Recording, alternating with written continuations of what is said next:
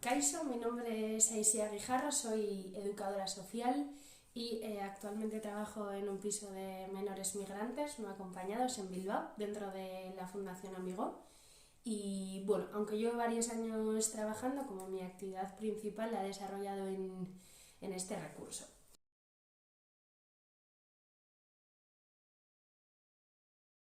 Entiendo la habilidad de mediar como la habilidad de generar un espacio de diálogo, ¿no? Al final un espacio libre, donde las partes implicadas se sientan cómodas y validadas para expresar, ¿no? aquello que les preocupa y aquello que sienten que ha generado el conflicto, ¿no?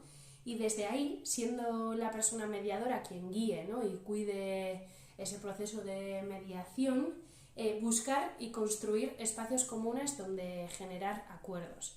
Para que estos espacios comunes se puedan construir, considero que es importante como devolver la responsabilidad y el protagonismo a las personas participantes, ¿no? a las personas que son protagonistas del proceso de mediación, para que ellas mismas sean quienes lleguen, ¿no? a estos acuerdos.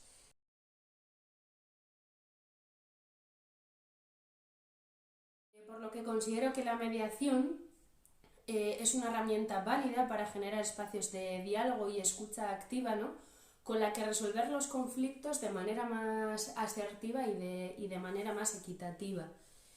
Por lo que considero que la mediación cada vez es una herramienta como más validada, ¿no? O sea, como que se utiliza cada vez más y en más espacios y de más maneras para la resolución de conflictos.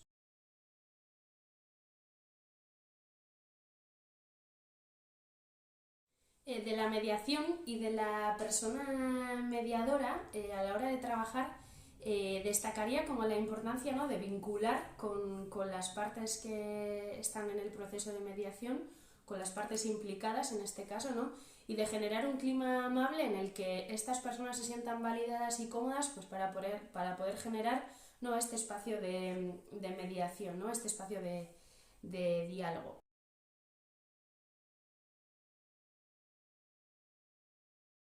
Bueno, y en el desempeño de nuestro trabajo como mediadoras, ¿no? o sea, vinculándolo un poco con la mediación, creo que se utiliza la mediación de manera constante, ¿no? porque al final el conflicto es intrínseco a la relación.